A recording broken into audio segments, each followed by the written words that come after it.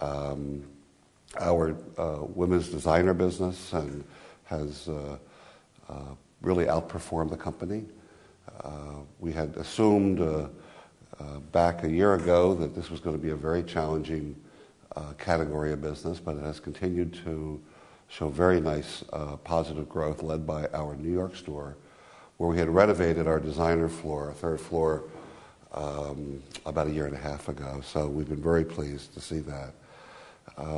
Additionally, the men's business has come back, really led by our own collection, the Saks Fifth Avenue Men's Collection, which has really erupted, quite frankly, in terms of its acceptance by our customers.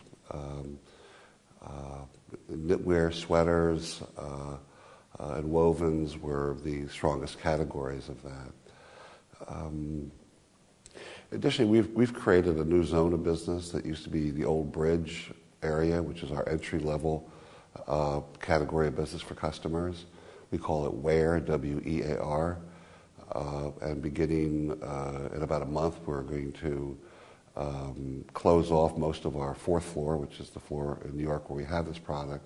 We're going to gut it, and it's being completely remodeled because it's a zone of business that's very accessible and we believe will continue to show great growth for us in the future.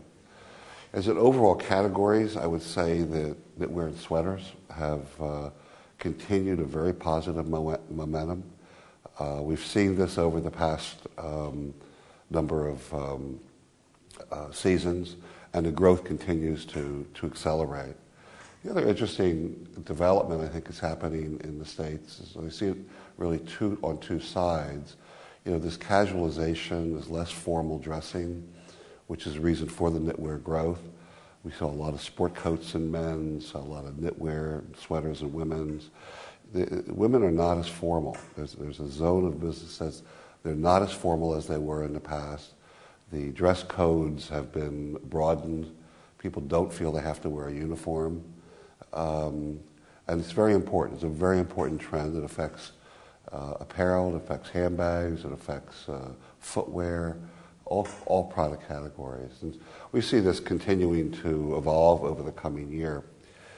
Of interest, at the same moment, there is a younger group, particularly men, who are finding it the attraction of more formal as a very interesting direction for their dressing. So I know it's a conflict when I say that, but it is what is happening.